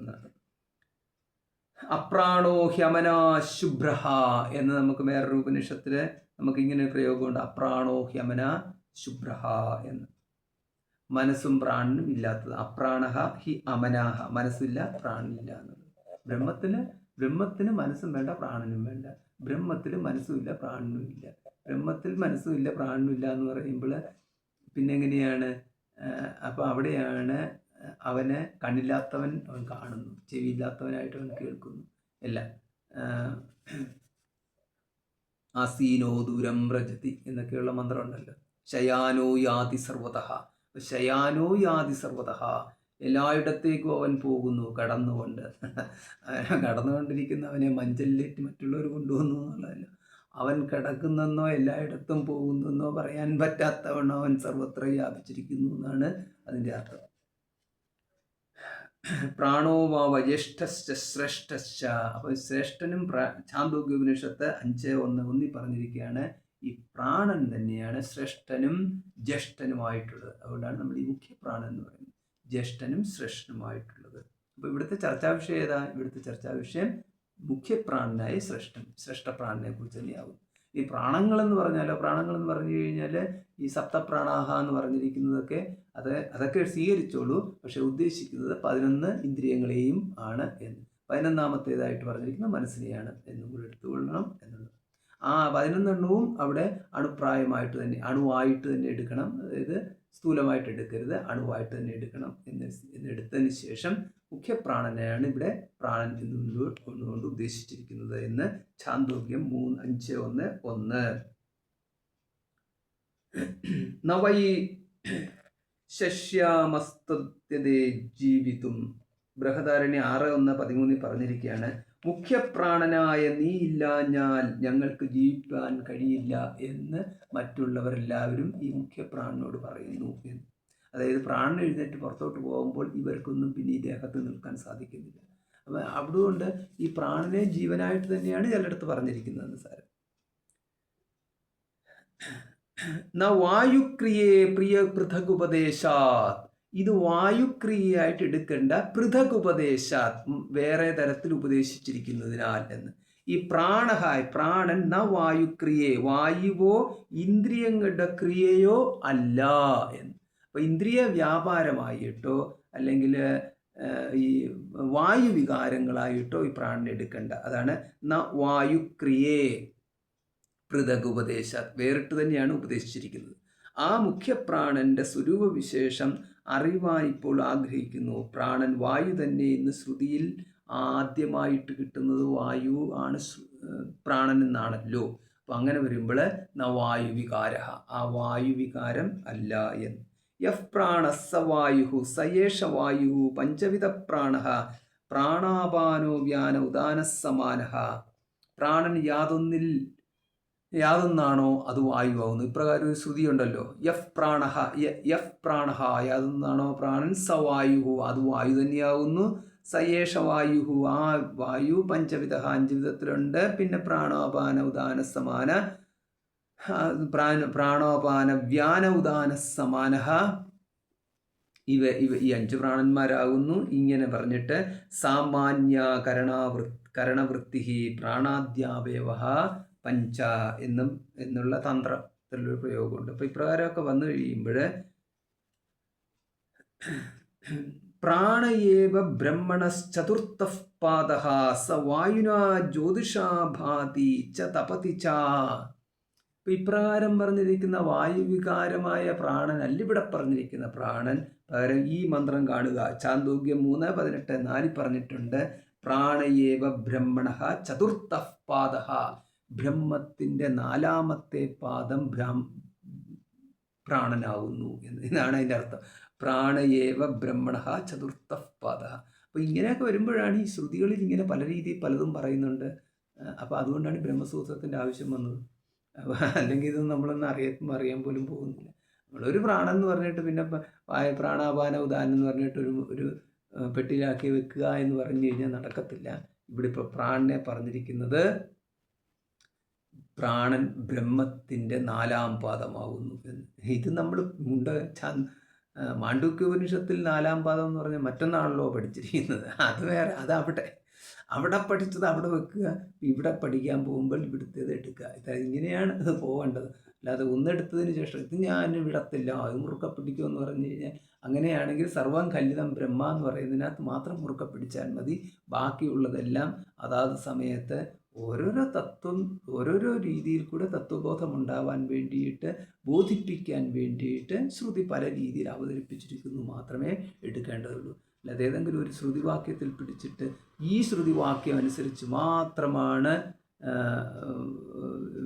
ഇത് മാത്രമാണ് എന്ന് പറഞ്ഞ് നിൽക്കേണ്ട. കാരണം ഇതിന് വേറെയും ശ്രുതികൾ പലയിടത്തും പല രീതിയിലുണ്ട് എന്നുള്ളത്. അതുകൊണ്ടാണ് അന്നന്ന് കണ്ടതിനെ വാഴ്ത്തുന്നു മാമുനികൾ എന്നത്ര തോന്നി ഹരിനാരായണായ നമഃ എന്ന് പറഞ്ഞു. അപ്പം അന്നന്ന് കണ്ടതിനെ എന്ന് പറഞ്ഞാൽ ഓരോ ഋഷിയുടെ ദൃഷ്ടിയിൽ ആണ്, ഓരോ തരത്തിലാണത് കാണുന്നത്. പിന്നെ പൊതുസ്വഭാവം പൊതുവായിട്ടുള്ള ചില കാര്യങ്ങളുണ്ട്, അത് നമ്മൾ വേണ്ടത്ര തിരിച്ചറിയുക എന്നുള്ളത്. അതുകൊണ്ട് ഇവിടെ നമുക്ക് കാണാം പ്രാണയേവ ബ്രഹ്മണഃ ചതുർത്ഥഃ പാദഃ. ബ്രഹ്മത്തിൻ്റെ ചതുർത്ഥഃ പാദഃ 4ാമത്തെ പാദം പ്രാണനാകുന്നു എന്ന്. ആ പ്രാണൻ അതിദൈവമായ വായുവാകുന്ന ജ്യോതിസിനാൽ പ്രകാശിക്കുകയും, അപ്പം വായുവാകുന്ന ജ്യോതിസിനാൽ ഈ പ്രാണൻ പ്രകാശിക്കുന്നു എന്ന്. പ്രാണൻ അവിടെ പ്രകാശിക്കുവാൻ കാരണമായിട്ട് വായു നിൽക്കുന്നു എന്ന്. അതായത് വായുവിൽ കൂടെ അഭിവ്യക്തമാകുന്നു എന്നർത്ഥം. അങ്ങനെ വായുവിൽ കൂടെ അഭിവ്യക്തമാകുന്ന പ്രാണനെയാണ് പ്രാണനായിട്ട് നമ്മൾ തിരിച്ചറിയുന്നത്. ഇതാണ് എൻ്റെ കാര്യം. അപ്പം പ്രാണനായിട്ട് തന്നെയുണ്ട്. വായുവിൽ കൂടെ അഭിവ്യക്തമാകുമ്പോഴാണ് നമ്മൾ ഇതാണ് പ്രാണൻ എന്നുള്ള രീതിയിൽ നമ്മൾ എടുക്കുന്നു, സ്വീകരിക്കുന്നു. അങ്ങനെ എന്നിട്ടാണ് നമ്മൾ പറയുന്നത് വായുവികാരമായ പ്രാണൻ എടുക്കുന്നു. ആ പ്രാണൻ അതിദൈവമായ വായുവാകുന്ന ജ്യോതിസിനാൽ പ്രകാശിക്കുകയും കാര്യവർഗത്തെ പ്രകാശിപ്പിക്കുകയും ചെയ്യുന്നു. അങ്ങനെ പോകും. ഇനി വാഗാധികരണങ്ങളെ പറയുകയാണെങ്കിൽ അവിടെ പ്രാണനെ കുറിച്ച് വേറെ രീതിയിൽ പറയുന്നുണ്ട്. അത് എടുത്തു പറഞ്ഞിരിക്കുകയാണ്. ഏതസ്മാത് ജായതേ പ്രാണഃ മനസ്സർവേന്ദ്രിയാണി ച ഖം വായു. ഇതിൽ പ്രാണനും മനസ്സും എല്ലാ ഇന്ദ്രിയങ്ങളും ആകാശവും വായുവും ഉണ്ടാകുന്നു എന്ന് പറയുന്നു. എല്ലാ ഇന്ദ്രിയങ്ങളുടെയും ഏകീഭൂതമായ ഒരു വൃത്തി ഉണ്ടാകുകയില്ലേ? ഓരോ ഇന്ദ്രിയത്തിനും വൃത്തി വേറെ വേറെയാകുന്നു, സമുദായം കാരകമായിട്ടില്ല എന്ന്. അതായത് ഇവിടെ നമുക്ക് കാണാം ഏതസ്മാത് ജായതേ പ്രാണഃ എന്നുള്ള പ്രയോഗം അവിടെ നമുക്ക് കാണാൻ സാധിക്കും. ഇതിൽ നിന്ന് പ്രാണൻ ഉണ്ടാകുന്നു. പിന്നെ മനസ്സർവേന്ദ്രിയാണി ച എന്നവിടെ എടുത്ത് വേർതിരിച്ച് തന്നെ പറഞ്ഞിട്ടുണ്ട്. മനസ്സും പിന്നെ സർവേന്ദ്രിയങ്ങളും എന്നുള്ള രീതിയിൽ അവിടെ എടുത്തു പറഞ്ഞിട്ടുണ്ട്. അപ്പം സർവേന്ദ്രിയങ്ങളെന്ന് പറഞ്ഞു കഴിയുമ്പോൾ 10 ഇന്ദ്രിയങ്ങളും വന്നു, മനസ്സെന്ന് പറഞ്ഞിട്ട് എടുത്തു പറഞ്ഞിട്ടുണ്ട്. അപ്പോൾ ഇവിടെ പ്രാണനെ വേർതിരിച്ച് തന്നെ പറഞ്ഞിട്ടുണ്ട് എന്ന് സാരം. അപ്പോൾ അതുകൊണ്ട് ഇവിടെ ഇപ്പം നമ്മൾ എടുക്കേണ്ടത് ഇങ്ങനെയാണ്. പ്രാണൻ ശ്രേഷ്ഠനെന്നും വാഗാദിവൃത്തികൾ പ്രാണാധീനമെന്നും പറഞ്ഞിരിക്കുന്നതിനാലും ഇന്ദ്രിയങ്ങൾക്ക് പ്രാണനെ വികാരപ്പെടുത്താൻ സാധിക്കുകയില്ല. അതുകൊണ്ട് പ്രാണൻ വായുവിലും ക്രിയകളിലും ഉൾപ്പെടാതിരിക്കുന്ന അന്യതത്വമാകുന്നു എന്ന്. വായുവിലും ക്രിയകളിലും പെടാത്ത അന്യതത്വമാണ്. അതുകൊണ്ടാണ് ന വായുക്രിയേ പൃഥക് ഉപദേശാത് എന്ന് പറഞ്ഞിരിക്കുന്നത്. സുപ്തേഷു വാഗാദിഷു പ്രാണ ഏകോഹി ജാഗർത്തി. ഈ സുപ്തേഷു വാഗാദിഷു, വാക്ക് തുടങ്ങിയവയെല്ലാം ഉറങ്ങിയിടിക്കുമ്പോൾ ഏകനായ പ്രാണൻ ജാഗർത്തി, ഉണർന്നിരിക്കുന്നു. പ്രാണ ഏകോ മൃത്യുന അനാപ്ത പ്രാണസംവർഗോ വാഗാദി, ഇങ്ങനെ പോകുന്നു. വാഗാതിന്ദ്രിയങ്ങൾ ഉറങ്ങുമ്പോൾ അവയുടെ വൃത്തികൾ അടങ്ങിയിരിക്കുമ്പോൾ ഏകനായ പ്രാണൻ ഉണർന്നിരിക്കുന്നു, സ്വവൃത്തിയെ വിടാതിരിക്കുന്നു. പ്രാണനായ ഏകനെ മൃത്യു ലയിക്കുന്ന വ്യാപാരശക്തി ബാധിക്കുന്നില്ല. അതുകൊണ്ട് ഈ പ്രാണനെ, ഇപ്പോൾ ഇവിടെ പറഞ്ഞു വെച്ചിരിക്കുന്ന പ്രാണനില്ലേ, പ്രാണനെ മൃത്യു ബാധിക്കത്തില്ല. അപ്പം ബാക്കിയുള്ളവരെയാണ് മൃത്യു ബാധിക്കുന്നത്. ചുരുക്കത്തിൽ പ്രാണൻ മൃത്യുവിന് വിധേയമല്ല. ഇതാണ് സത്യം എന്നുള്ളതാണ് നമ്മൾ ഇതിനകത്തുനിന്ന് നമ്മൾ മനസ്സിലാക്കുന്നത്. പിന്നെ ദേഹം വിടുന്നത് മൃത്യു എന്നുള്ള രീതിയിൽ അത് ലോകവ്യവഹാരം എന്നുള്ളത്. ഇവിടെ ശരിക്കും പറഞ്ഞു കഴിഞ്ഞാൽ പ്രാണൻ പോകുന്നു എന്ന് പറഞ്ഞാൽ മൃത്യു കൊണ്ടുപോകുന്നു എന്നുള്ള അർത്ഥമില്ല. പകരം പ്രാണൻ പോകുന്നു എന്ന് പറഞ്ഞാൽ മൃത്യു എന്ന് പറഞ്ഞിരിക്കുന്നത് ഈ പ്രാണനും ബാക്കിയുള്ള സ്ഥൂല ശരീര സംബന്ധമായിട്ടുള്ള ബാക്കിയുള്ളതുമായിട്ടുള്ള ബന്ധം വേർപെടൽ എന്നുള്ളത് മാത്രമാണ്. വേർപെടുന്നതിൻ്റെ കാരണം കർമ്മഫലക്ഷയം വന്നു എന്നുള്ളതാണ് നമ്മൾ മനസ്സിലാക്കേണ്ടത്. ഇനിയും ഭോഗങ്ങൾ അനുഭവിക്കാൻ ഈ ദേഹത്തിൽ ഇരിക്കുവാൻ ഭോഗങ്ങൾ അനുഭവിക്കാനായിട്ടൊന്നും ഇല്ലാതെ വരുമ്പോൾ പിന്നീട് ദേഹം വിട്ടുപോകുന്നു. പിന്നെയും ഭോഗങ്ങൾ അനുഭവിക്കും. ഭോഗങ്ങൾ അനുഭവിക്കുക എന്ന് പറഞ്ഞു കഴിഞ്ഞാൽ അങ്ങനെ ജീവിച്ചു പോകൽ തന്നെ ഒരു ഭോഗം അനുഭവിക്കലാണ്. അല്ലാതെ ഉടനെ കഴിക്കാനും കുടിക്കാനും കാണാനും കൊണ്ടുപോകാൻ എന്നുള്ള അർത്ഥത്തിലല്ല. അതിൽ തന്നെ ഈ സുഖദുഃഖായതനം എന്നുള്ള ശരീരമുണ്ടല്ലോ, ശരീരത്തിന് അങ്ങനെയാണല്ലോ പറഞ്ഞിരിക്കുന്നത്, സുഖദുഃഖായതനം. ഈ ദേഹത്തിൽ ഇരിക്കൽ തന്നെ ഒരു സുഖത്തിനും ദുഃഖത്തിനും കാരണമാണെന്നത്. വെറുതെ ഇരുന്നാൽ തന്നെ നമുക്ക് വേദന വരുന്നു എന്നുണ്ടെങ്കിൽ എവിടുന്നാ വേദന വരുന്നു? അല്ലെങ്കിൽ വെറുതെ ഇരിക്കുമ്പോൾ തന്നെ മൊത്തത്തിലൊരു അസ്വസ്ഥത, എന്തെങ്ങോട്ടെങ്കിലും ഒന്ന് പോയാൽ മതി എന്നൊക്കെ പറയുമല്ലോ. എന്ന് പറഞ്ഞാൽ മതി. ദേഹം തന്നെ പീഡിപ്പിക്കാൻ നല്ല സാമർഥ്യമുള്ളതാണ്. നമ്മളെ മറ്റാരും ദുഃഖിപ്പിച്ചില്ലെങ്കിലും പീഡിപ്പിച്ചില്ലെങ്കിലും ദേഹം തന്നെ നമ്മളെ പീഡിപ്പിക്കുന്നത്. അതാണ്. പിന്നെ സന്തോഷിപ്പിക്കണമെന്നുണ്ടെങ്കിൽ ദേഹം തന്നെയാണ്. അപ്പോൾ ദേഹത്തിന് നല്ല ആരോഗ്യമുള്ള ദേഹം എന്ന് പറഞ്ഞു കഴിഞ്ഞാൽ ഉടനെ നമുക്ക് അതൊരു സന്തോഷമാണ്. ഒരാളുടെ സന്തോഷം നിൽക്കുന്ന ആരോഗ്യത്തിലാണ് നിൽക്കുന്നത്. ഇനിയിപ്പം ഈ ദേഹം തന്നെ പീഡിപ്പിക്കാൻ തുടങ്ങിക്കഴിഞ്ഞാൽ എഴുന്നേറ്റാൽ പിന്നെ ഇരിക്കാൻ വയ്യ, ഇരുന്നാൽ പിന്നെ എഴുന്നേക്കാൻ വയ്യ, മുട്ട് നീട്ടാൻ വയ്യ, മുട്ട് മടക്കാൻ വയ്യ, നടു നുറക്കാൻ വയ്യ, നടു വളയ്ക്കാൻ വയ്യ, ഒന്നും വയ്യ എന്നുള്ളത്. എഴുന്നേക്കണമെന്നുണ്ടെങ്കിൽ പറ്റത്തില്ല. ആരെങ്കിലും പിടിച്ചെഴുന്നേൽപ്പിക്കണമെങ്കിൽ തന്നെ പിടിച്ചാൽ തന്നെയാണെന്നുണ്ടെങ്കിൽ പിടിച്ചു കഴിഞ്ഞാൽ തൊലി പിടിക്കുന്നവൻ്റെ കയ്യെ പറ്റും. അങ്ങനെയൊക്കെ ആയിക്കഴിഞ്ഞാൽ പിന്നെ എന്ത് ചെയ്യും? അപ്പം എന്ന് പറഞ്ഞു കഴിഞ്ഞാൽ ഒന്നിനും കൊള്ളാത്ത ഒരു ദേഹത്തിനെ നമുക്ക് തന്നിട്ട് ആ ദേഹവും കൊണ്ട് നീ ഇരിക്കുക എന്ന് പറയുന്ന ഒരു ശിക്ഷയല്ലേ. അങ്ങനത്തെ അതൊരു കർമ്മഫലം അനുഭവിക്കലാണ്. ഇതാണ്. പക്ഷെ അത് ദോഷം പറയുകയല്ല, അങ്ങനത്തെ ഒരു കർമ്മഫലം അനുഭവിക്കത്തക്ക തരത്തിൽ കുറച്ച് കർമ്മങ്ങൾ എവിടെയോ അവിടെയോ ഒന്ന് നമ്മുടെ വന്നു ചേർന്നുണ്ട്. അത് ദോഷവും ഗുണമൊന്നും അല്ല ഇവിടെ പറയുന്നത്. അതുകൊണ്ട് അതൊരു നിന്ദ്യമാണെന്നോ അല്ലെങ്കിൽ അത് ശ്രേഷ്ഠമാണെന്നോ ഒന്നുമല്ല. അതൊരു സെറ്റ് കർമ്മഫലങ്ങൾ അനുഭവിക്കാൻ ഏത് തരത്തിൽ വന്നു ചേർന്നു. ഇപ്പോൾ പറയുമല്ലോ, ഇപ്പോൾ വല്ല തരത്തിലാണെന്നുണ്ടെങ്കിൽ നടന്നു പോകുമ്പോൾ ഒരു ജീവിയെ ചവിട്ടി, അത് ചത്തുപോയി. ഇത് നടന്നവനും അറിഞ്ഞില്ല, ജീവി പോലും അറിഞ്ഞില്ല ഇവനാണ് എന്നെ ചവിട്ടുന്നത്. അതുകൊണ്ട് അത് എന്നെ കൊല്ലാൻ വരുന്നതെന്ന് പറഞ്ഞാൽ അത് വിളിച്ച് കരയുകയോ അല്ലെങ്കിൽ ഞാൻ നിന്നെ കൊല്ലാൻ പോകുന്നു എന്ന് പറഞ്ഞിട്ട് നമ്മൾ സങ്കല്പം ഉണ്ടാക്കുകയോ ഒന്നും ചെയ്തില്ല. നമ്മൾ നടന്നു, അത് നമ്മുടെ കാലിൻ്റെ അടി പറ്റി ചതഞ്ഞെറിഞ്ഞ് ചത്തു. ഇത് നമ്മൾ ചിലപ്പോൾ അറിഞ്ഞെന്ന് വരാം. ഇപ്പം പാറ്റയുടെ മുകളിൽ ചവിട്ടിയിട്ട് അറിഞ്ഞു, അയ്യോ പാറ്റ നിനക്ക് ഇതിൻ്റെ പണിയുണ്ടായിരുന്നു എന്ന് ചോദിക്കുന്ന തരത്തിൽ അങ്ങനെയും സംഭവിക്കും. പക്ഷെ അങ്ങനെയല്ല, അറിഞ്ഞുപോലും. അപ്പോൾ ഇതെന്ന് പറഞ്ഞാൽ നമുക്ക് കർമ്മം, നമ്മുടെ പേര് കർമ്മം ഉണ്ട് എന്ന് പറയാൻ പറ്റുമോ, കർമ്മം ഇല്ല എന്ന് പറയാൻ പറ്റുമോ? നമ്മൾ കാരണം ഒരു ഒരെണ്ണത്തിൻ്റെ പ്രാണൻ പോയി എന്നുള്ളത് ഒരെണ്ണം കിടപ്പുണ്ട്. ഇനി നമ്മളിട്ട് മനഃപൂർവ്വം ചെയ്തിട്ടുമില്ല. അപ്പോൾ ഇങ്ങനെയൊക്കെ വന്നു കഴിയുമ്പോൾ ഇത് കർമ്മമൊന്നും പറയാൻ പറ്റത്തില്ല, എന്നാൽ കർമ്മം അല്ല എന്നും പറയാൻ പറ്റത്തില്ല. ഇതിൻ്റെ കാരണം നമ്മളാണെന്നും പറയാൻ പറ്റത്തില്ല. അപ്പം ഈ സർക്കാരിൻ്റെ ഇതുണ്ടല്ലോ, നിയമത്തിലുണ്ടല്ലോ, മനഃപൂർവ്വമല്ലാത്ത കാരണത്താൽ എന്ന് പറഞ്ഞുകൊണ്ട് അതിനകത്ത് സംശയത്തിൻ്റെ സാഹചര്യത്തിൽ വെറുതെ വിട്ടു എന്നുള്ള രീതിയിൽ വെറുതെ വിടും. പക്ഷെ വെറുതെ വിടുന്നിടം വരെയും നമ്മൾ ഈ വാദപ്രതിവാദങ്ങൾക്ക് നടുവിൽ നിന്നുകൊണ്ടും ജാമ്യത്തിനകത്തും പുറത്ത് ജാമ്യത്തിന് കിട്ടാൻ വേണ്ടിയിട്ടുള്ള പ്രയത്നവും കിട്ടുന്നിടം വരെയുള്ള അകത്തിരിക്കലും പിന്നെ ചോദ്യം ചെയ്ത് ഇങ്ങനെ പറഞ്ഞ കുറച്ചേറെ പീഡനങ്ങളുണ്ടല്ലോ. പിന്നെ നാട്ടുകാരുടെ സംശയ ദൃഷ്ടിയും പിന്നെ നാട്ടുകാരില്ലെന്നുണ്ടെങ്കിൽ ചാനലുകാരുടെ ചർച്ചാ വിഷയമാവലും ഇങ്ങനെ പല രീതിയിൽ ഇങ്ങനെ പോയിക്കൊണ്ടിരിക്കുന്നു. ഇതെല്ലാം ഒരു അനുഭവിക്കലാണ്. ഇങ്ങനെ അനുഭവിച്ച് അവസാനം എന്ന് പറഞ്ഞു കഴിഞ്ഞാൽ ഇപ്പം ഈ നമ്പിനാരായണൻ്റെയൊക്കെ നമ്മൾ ഇഷ്ടം പോലെ കേട്ടിട്ടുണ്ടല്ലോ. ഈ അവസാനം എന്നിട്ട് പിന്നെ സുപ്രീം കോടതി അവിടെ അദ്ദേഹത്തിന് ഡിക്ലെയർ ചെയ്തേണ്ടി വന്നു ഇദ്ദേഹം നിരപരാധിയാണ്. പക്ഷെ അതുവരെ അനുഭവിച്ച കാര്യങ്ങൾ ഇങ്ങനെ അനുഭവിപ്പിക്കത്തക്ക തരത്തിൽ ഇദ്ദേഹം വെച്ചുകൊണ്ടിരുന്നു നമുക്ക് കിട്ടിയെന്നും പറയാം. ഇതിപ്പോൾ ആരെയാണ് ഇതിനകത്ത് ഇത് ആരെങ്കിലും കുറ്റം പറയാൻ പറ്റുമോ? എപ്പോഴാണ് നമ്മൾ പറയുന്നത് ഇതെൻ്റെ വിധി എന്ന് പറഞ്ഞു. വിധി എന്ന് പറഞ്ഞിട്ട് ഇത് ഭഗവാൻ എനിക്ക് വിധിച്ചതെന്ന് പറയാൻ പറ്റുമോ? ഭഗവാൻ പറഞ്ഞിട്ടുണ്ട്, ന കർത്തൃത്വം ന കർമാണി ലോകസ്യ സൃജതി പ്രഭു ന കർമ്മഫല സംയോഗം സ്വഭാവസ്തു പ്രവർത്തത എന്ന് പറഞ്ഞ് ഭഗവാൻ അവിടെ കൈയൊഴിയുന്നത്. ഭഗവാൻ പറഞ്ഞിരിക്കുന്നത് അവനവൻ്റെ കർമ്മഫലമാണ് അവനവൻ അനുഭവിക്കുന്നത്. രാമായണത്തിൽ കണ്ടില്ലേ, താൻ നിരന്തരം ചെയ്യുന്ന കർമ്മം താൻ അനുഭവിച്ചിട്ടുണ്ട്. ഇതിപ്പോൾ നമ്മളിപ്പോൾ അറിയാണ്ട് ചെയ്യുന്നതിൻ്റെ കൂടെ ഫലം നമ്മൾ അനുഭവിക്കേണ്ടി വരുമെന്ന് പറഞ്ഞു.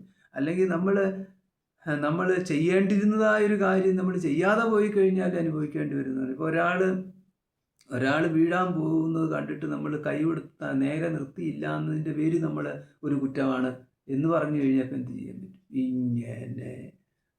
ഇങ്ങനെ ഓരോന്ന് അല്ലെങ്കിൽ ഒരു ജീവിയെ വേറൊരാൾ കൊല്ലാൻ പോകുന്നത് കണ്ടിപ്പോൾ ആ കൊല്ലൽ തടഞ്ഞില്ല എന്നതിൻ്റെ പേരില്ല ഒരു കുറ്റാരോപണം നമുക്ക് നടത്താൻ നമ്മുടെ പേരിലേക്ക് ആരോപിക്കാൻ പറ്റും. ഇങ്ങനെയൊക്കെ ചെയ്തു കഴിഞ്ഞാൽ എന്താണ്? ഇനിയിപ്പോൾ ഒരു സിംഹം ഒരു മാനിനെ പിടിക്കാൻ പോകുന്ന കണ്ടിട്ട് സിംഹത്തെ തടഞ്ഞു നിരിച്ചു.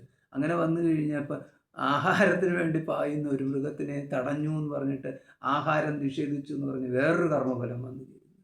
ഇനിയിപ്പോൾ അതിനെ രക്ഷിച്ച് കഴിഞ്ഞു കഴിഞ്ഞാൽ അതൊന്ന് രക്ഷിച്ചില്ല എന്നുണ്ടെങ്കിൽ ഇങ്ങനെ പല രീതി വന്നു കഴിഞ്ഞാൽ ചുരുക്കത്തിലെന്ന് പറഞ്ഞു കഴിഞ്ഞാൽ നമ്മൾ എന്തൊരു പ്രയോഗം ഉണ്ടല്ലോ, ഇഷ്ടമല്ലാത്ത അച്ചി തൊട്ടതെല്ലാം കുറ്റമെന്ന് മറ്റൊരു കേട്ടിട്ടുണ്ട് എന്ന് പറഞ്ഞത് മാതിരി വെറുതെ നമ്മൾ ഇരുന്നാൽ പോലും പാപങ്ങൾ വന്നിട്ട് നമ്മുടെ ആ വഴി കൂടെ പോകുന്ന പാപങ്ങൾ മുഴുവൻ വന്ന് ദേഹത്ത് പറ്റുന്ന തരത്തിലുള്ള ഒരു ജീവിതം.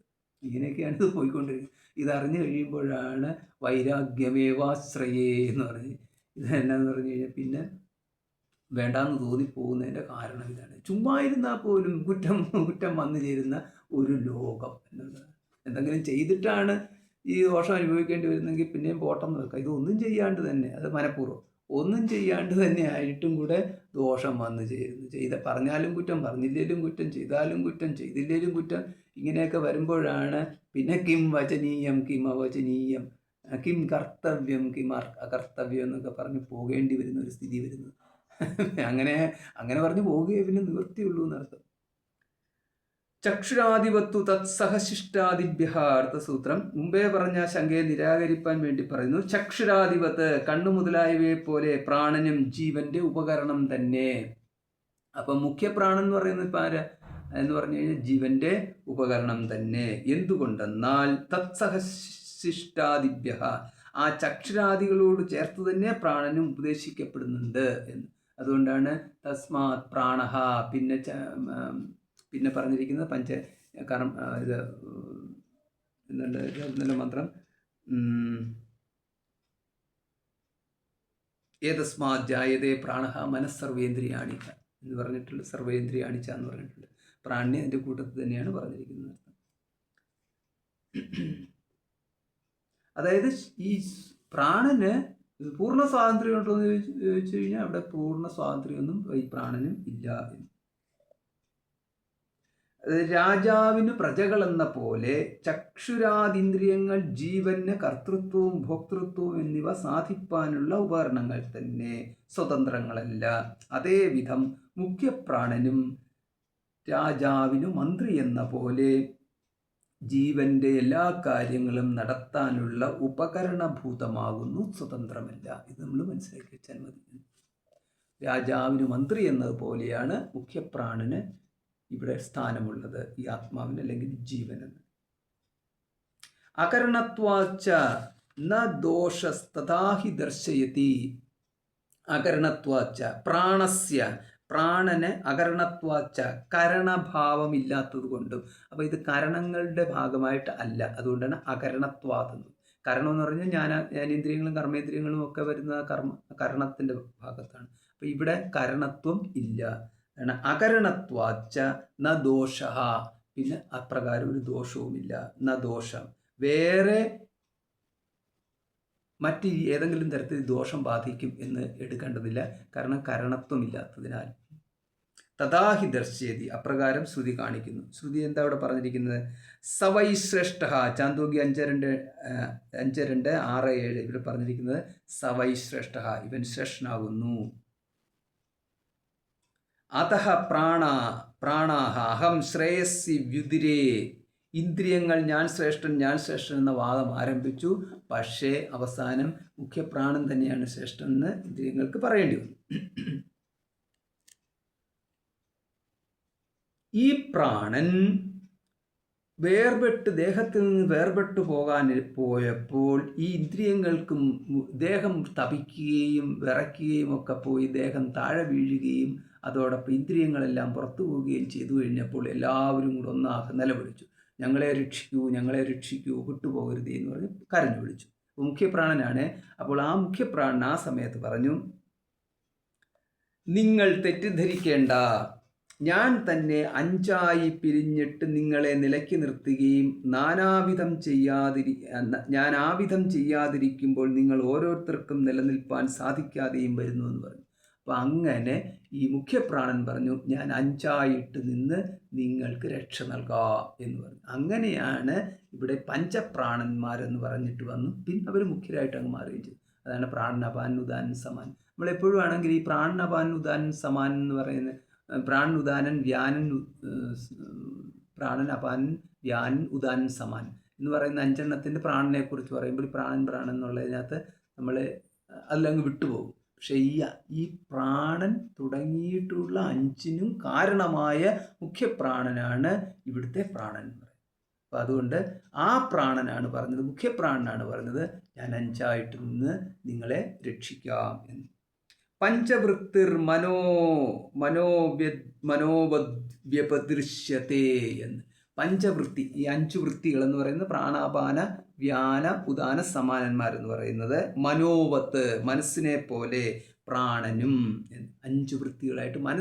മനസ്സ് വൃത്തികൾക്കനുസരിച്ചിട്ട് പലതായിട്ട് നിൽക്കുന്നുണ്ടല്ലോ. മനസ്സ്, ബുദ്ധി, ചിത്ത, അഹങ്കാരം എന്ന് പറഞ്ഞാൽ 4ആയിട്ട് നിൽക്കുന്നില്ലേ എന്ന് പറഞ്ഞതുപോലെ ഇവിടെ ഈ പ്രാണൻ 5 വിധമായിട്ട് നിൽക്കുന്നു എന്ന് മാത്രം.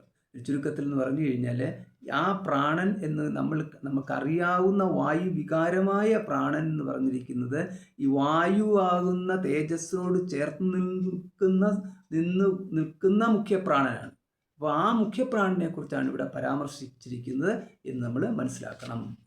ആ മുഖ്യപ്രാണനാണ് ഇവിടെ ഈ വായുവാകുന്ന തേജസ്സിനോടുകൂടി ചേർന്ന് നിന്നിട്ട് ഈ പ്രകാശിച്ച് ബാക്കിയുള്ള ഇന്ദ്രിയങ്ങളെ മുഴുവൻ പ്രകാശമുള്ളതാക്കി മാറ്റിയത് എന്ന് പറഞ്ഞു കഴിഞ്ഞാൽ അവരുടെ പ്രവർത്തിക്കാനുള്ള അവർക്ക് തേജസ് നൽകുന്നതായിട്ട് നിന്നത്. അപ്പം അങ്ങനെ ആവാൻ വേണ്ടിയിട്ട് ഈ മുഖ്യപ്രാണൻ 5ആയിട്ട് നിന്നു എന്ന്. ഈ മുഖ്യപ്രാണൻ അണുശ്ച, ഈ മുഖ്യപ്രാണൻ അണുമാത്രനാകുന്നു, അണുസ്വരൂപമാണ് എന്ന്.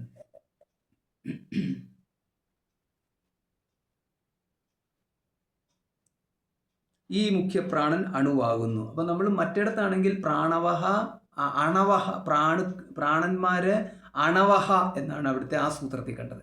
ഇവിടെയാണെന്നുണ്ടെങ്കിൽ അണുശ്ച, ഇവിടെ മുഖ്യപ്രാണനിലേക്ക് വന്നു കഴിയുമ്പോൾ ഇത് അണുവാകുന്നു എന്ന്.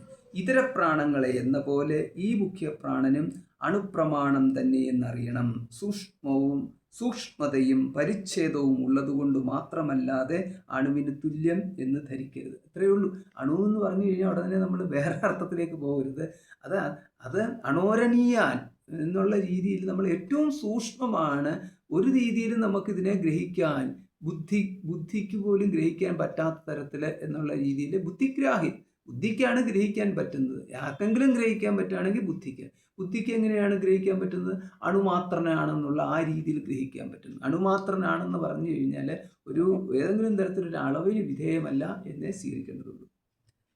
സമപ്ലുഷിണ സമോ മശകേന സമോ നാഗേന സമയേഭിസ്ത്രിഭിർലോകൈഹി സമോ അനേന സർവേണ. ഈ പ്രാണൻ എല്ലാവർക്കും സമമാണ്, എല്ലാവരിലും സമമാണ്. അപ്പം പ്രാണന് അണുമാത്രനാണ്, എല്ലാവരിലും സമമാണ്. അതുകൊണ്ട് ഒരു മശകത്തിൽ പ്രാണനും അതുകൊണ്ട് പ്രാണന് മശകത്തിലാണെന്നുണ്ടെങ്കിലും പൂർണ്ണമായിട്ട് തന്നെ നിൽക്കാൻ സാധിക്കുന്നു. പിന്നെ അതേമാതിരി പ്ലൂഷി, ഇവിടെ സമോ പ്ലൂഷീണ എന്ന് പറഞ്ഞല്ലോ. പ്ലൂഷി എന്ന് പറഞ്ഞാൽ ഒരു പുഴുവാണ്. പ്ലൂഷിയിൽ ഒരു പുഴുവിലാണെങ്കിൽ പ്രാണൻ പൂർണ്ണനായിട്ട് പുഴുവിൽ അവിടെ നിൽക്കുന്നു. പിന്നെ അപ്പോൾ പ്രാണൻ അവിടെ നിൽക്കുന്നു പറഞ്ഞാൽ ജീവനായി. ആ ജീവൻ എന്ന് പറഞ്ഞാൽ അടുത്തൊരു ആനയിലോട്ട് പ്രവേശിച്ചു കഴിഞ്ഞാൽ ഈ പുഴു ചത്ത ആനയായിട്ട് എന്താണ് ഇതുണ്ടല്ലോ, ഒരു പുഴുവായി നരൻ കൃമി ചത്ത് നരനാകുന്നു, നിർഭനാകുന്നു എന്നൊക്കെ പറഞ്ഞ മാതിരി, ഈച്ച ചത്ത് പൂച്ചയാകുന്നു എന്നൊക്കെ പറഞ്ഞ മാതിരി നമ്മൾ വിചാരിക്കുക പുഴു പോയി ആന വന്നു. ഈ പുഴുവിലുണ്ടായിരുന്ന പ്രാണൻ ആനയിലോട്ട് കയറി. അപ്പോഴാണല്ലോ ആനയുണ്ടായത്. അപ്പം അപ്പോഴെന്ന് പറഞ്ഞു കഴിഞ്ഞാൽ ആന മുഴുവൻ നിറഞ്ഞു നിൽക്കുന്ന പ്രാണന്, പുഴുവായിരുന്നപ്പോഴോ മുഴുവൻ നിറഞ്ഞു നിൽക്കുന്ന പ്രാണൻ. ഇതിനകത്ത് പ്രാണന് വലിപ്പ വ്യത്യാസം ഉണ്ടായോ? പ്രാണൻ ഒരു വലിപ്പ വ്യത്യാസം ഉണ്ടായില്ല. പ്രാണൻ അണുമാത്രനാണ്. ഇത്രയേ ഉള്ളൂ സംഭവം.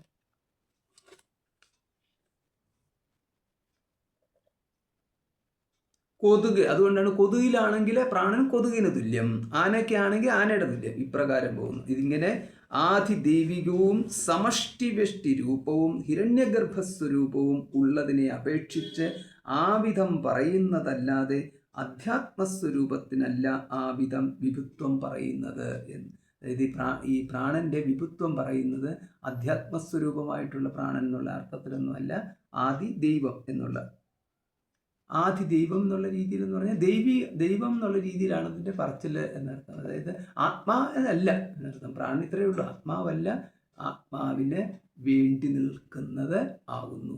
എന്നാൽ കാരണമാണോ? കാരണമല്ല, താൻ എൻ്റെ ഇടയ്ക്ക് നിൽക്കുന്നതാണ്. അപ്പം ചുരുക്കത്തിലെന്ന് പറഞ്ഞു കഴിഞ്ഞാൽ ഇതാണ് പ്രാണനെ കുറിച്ച് പറഞ്ഞിരിക്കുന്നത്. അപ്പം വിയതാദികൾ ആത്മാവിൽ നിന്നാണ് ഉണ്ടായത് എന്ന് പറഞ്ഞതുപോലെ തന്നെ ഇപ്പോൾ ഇവിടെ പ്രാണങ്ങളും ആത്മാവിൽ നിന്നാണ് ഉണ്ടായത്. മുഖ്യപ്രാണനും ആത്മാവിൽ തന്നെയാണ് ഉണ്ടായത് എന്ന്, ബ്രഹ്മത്തിൽ നിന്ന്, ആത്മാവെന്ന് പറയുന്നത് ബ്രഹ്മമാണ്, ബ്രഹ്മത്തിൽ തന്നെയാണ് ഉണ്ടായത് എന്നുള്ളത് ഈ അധികരണത്തോടുകൂടി സ്ഥാപിച്ചു. ഓം പൂർണ്ണമദഃ പൂർണ്ണമിദം പൂർണ്ണാത് പൂർണ്ണമുദച്യതേ പൂർണ്ണസ്യ പൂർണ്ണമാദായ പൂർണ്ണമേവാവശിഷ്യതേ. ഓം ശാന്തി ശാന്തി ശാന്തി. ഹരി ഓം ശ്രീ ഗുരു